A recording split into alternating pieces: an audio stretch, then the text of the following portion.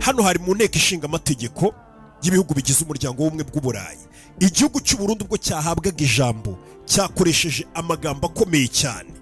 by'umwihariko ryari ijambo ryibasira igihugu cy'u Rwanda, aho igihugu cy'u Burundi wari ugihagarariye muri iyi nteko y'umuryango w'ubumwe bw'ibihugu bigize umuryango w'ubumwe bw'uburayi yaje gukoresha amagambo akomeye muri iyi nteko, aho yaje gusabira u Rwanda ibihano bikomeye cyane turi buze kugarukaho, aho Burundi bwagaragaje ko bugiye kugaba ibitero ku gihugu cy'u Rwanda ndetse bubifitiye uburenganzira bitewe n'uko ngo u Rwanda ngo rwabarashonga ibisasu mu Kibitoki.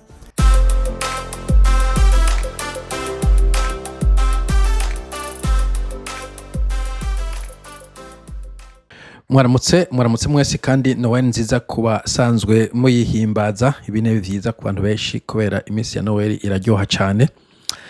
Hariho umwanditsi umwe yitwa Voltaire, akaba n'umufilozofe mu Faransa, neza ko benshi mu muzi wa kera. Hariho ijambo yavuze nkunze kuvuga mu bijanye n'iyi espace ya liberté d'expression canke freedom of speech, aho yavuze ati je ne suis pas d'accord avec ce que vous dites, mais je défendrai jusqu'à la mort votre droit de le dire. Ati nukuvuga jewe sinemeranya n'ivyo uri kuravuga, ariko nzogwana gushika gupfa kugira ngo uronke uburenganzira bwo kubivuga. Inovuga ko ariyo maturité intellectuelle, maturité politique, maturité abazungu novuga ko bamaze gushikako, kandi ico gihe yavugaho hari kera cyane, peut-être 17e 18e siècle. Donc ni vya kera bobo nico twita liberté d'expression, nico twita kugira uburenganzira bwo kuvuga ico ugona. Bon, ubikuye kuko rero ucubifatanya n'iyi foto y'uyu muhizi mbonye hano, nibaza ko ari umunyarwanda, je ntabwigire numva. Ejo bundi nagiye mbona kuri Facebook umuntu anyandikiye ngo yicango kigango urubuga dukwiye kuruvuga baruhagarike. Bon, ndavuga I don't care much, nta nuko muhagarika nabashe mufise ngo none ngo wewe ngo waruta Rocky. Bon, ndavuga Rocky je nta nuwonzi kandi sinamubajije Rocky, nawe nabigiye numva. Ntabwo je n'ibintu bya social media cyane. YouTube uravyo yo face iyo ntuze izi channel datanguye vuba uno mwaka, Facebook page ifise tanguye uno mwaka. Si ibintu jewe ndimo very deep, ndavuga ivyo nifuza nkabishikiriza, ubishatse akavyakira, utabishatse akabandanya. Nta ugugaye noja kurondera ibindi nkora, ntabwo ntunzwe na Facebook, ntabwo ntunzwe na YouTube. Uvyugaye nshobora kuguruza iyindi canke nkavyihoza, ariko ivyo vyugana ja kubigarukako. Reka mbanze vuge kuri Rocky, kuko ico genda jana cinda vyihoza ndi ngoma nikomereza nyine sinzanisubiye kubibona, kandi ngo Rocky nawe baramufungiye. Bon, bavuga ko ico Rocky ni giki. Hanyuma kuri X rero nagiye mbona iyi Rocky nyene abariko baramuvuga, avugwa ni channel canke account yitwa Patriote 257, nibaza ko ari channel ya Neva canke ya leta y'u Burundi. Avuga ngo all Rwandans tried to report my account to get it suspended but they failed. Donc ko abanyarwanda bagerageje kuripotinga ya account yo kugira ngo bayihagarike mugabo vyarananiye. Avuga ngo however we reported the Rocky Kimomo's channel just once, nukuvuga ati rimwe gusa twaripotinze, nukuvuga ni nkukurega kujya kubona kwishura ugenda ngo nakarankubise exactement. Donc uragenda kuri X cyangwa kuri YouTube ngo uyu muntu yavuze he hates my feelings, yavuze ibintu bindi bimbabaza. Kenshi na kenshi bavuze ko iyi channel on YouTube has been suspended immediately and permanently. Esa nuva wa power. Bon, nta power ufise, power y'ugusyara y'ukunumya abandi yose power yo ni dictature n'uburofa, ni primitivité. Power no kuharira hanyuma nakagatanga ivyumviro nabwo gatanga ibindi mugatsindana mu vyumviro pana kugenda kumurega nk'umwana.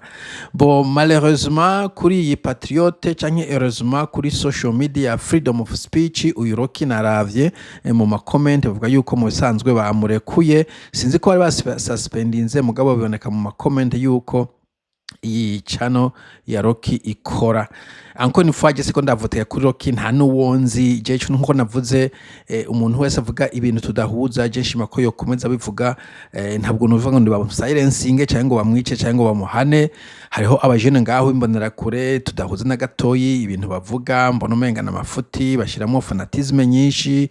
no kudendekanya vyishi. Sinovyuka ngo ntangure kuvyina ngo Frere bamunumije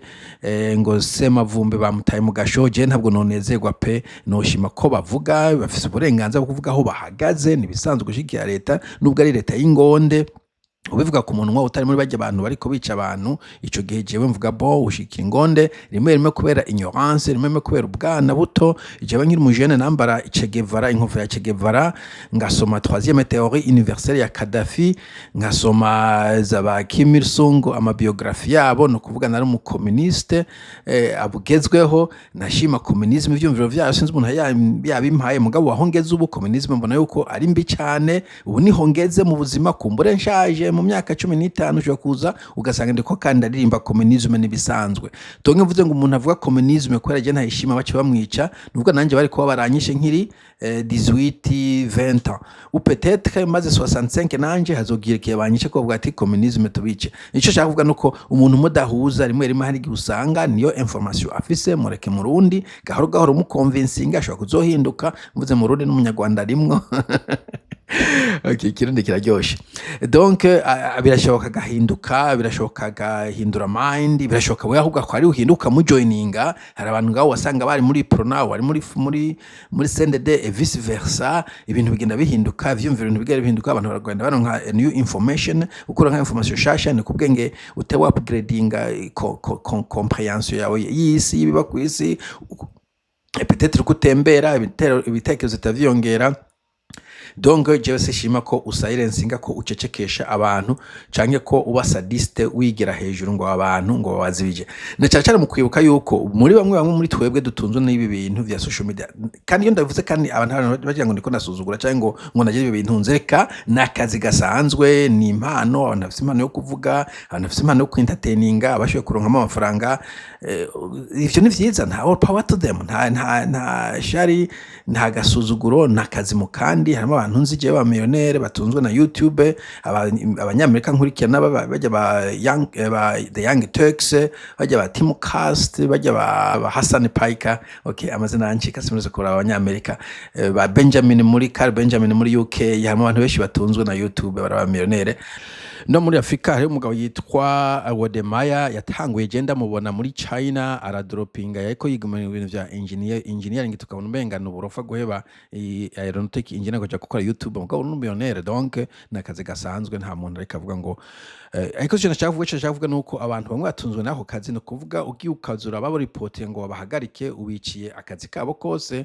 ku bintu vy'uburofa ngo nimwahuje no mudahuje so what wewe se uri imana so heureusement ko nkuko navuze freedom of speech ya wininze anko ni fa uyuroki mu Kimomo nijyambere je namwumvise ariko je nshima yuko channel yiwe basubiye barayirekura nako ariko ari twengera he is his account right now urabona ko afise 1.4 million subscribers mukoze abantu benshi cyane bamukurikirana benshi cyane ni nka envy ya buri mu YouTubers donc nakazi mu kandi donc niyi irikira kora en bonne de forme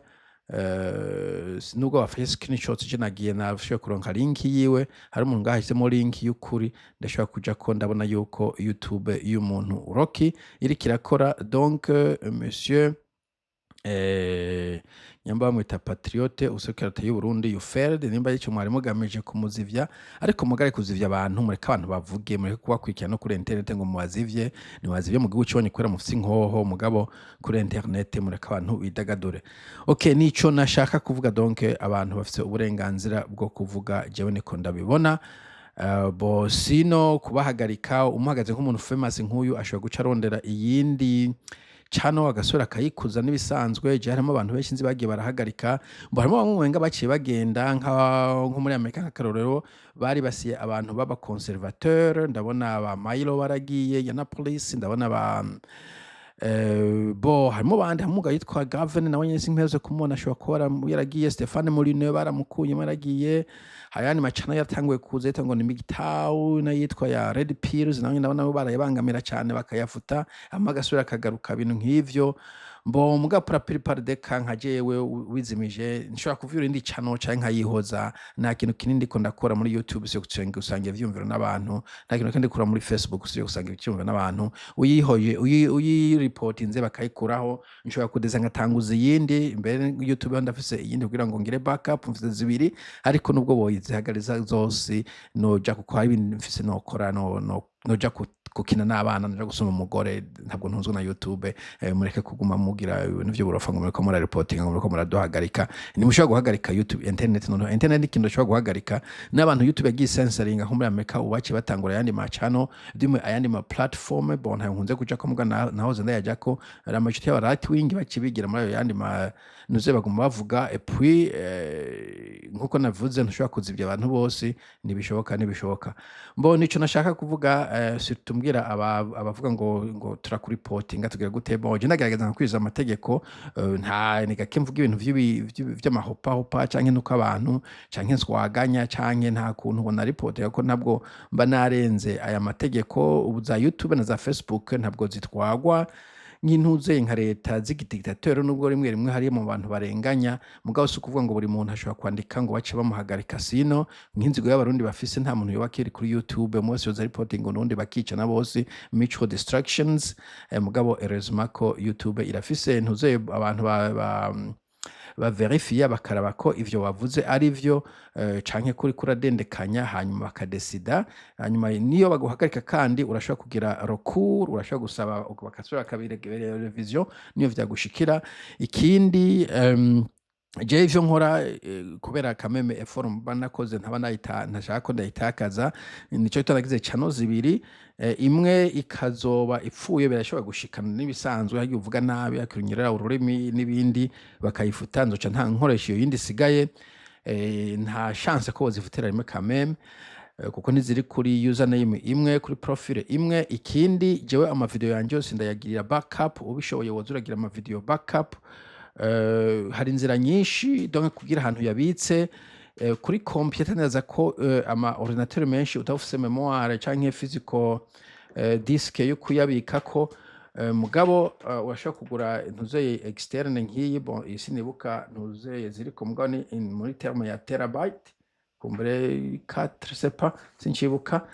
ukazura urashanga ama video yawe cyangwa ukayashira kuri cloud generaza kwizimvye gusumvya local storage ukayabika kugira ngo bishitse bakayagira ugaca uyasuruka yazamura bibaye ngombwa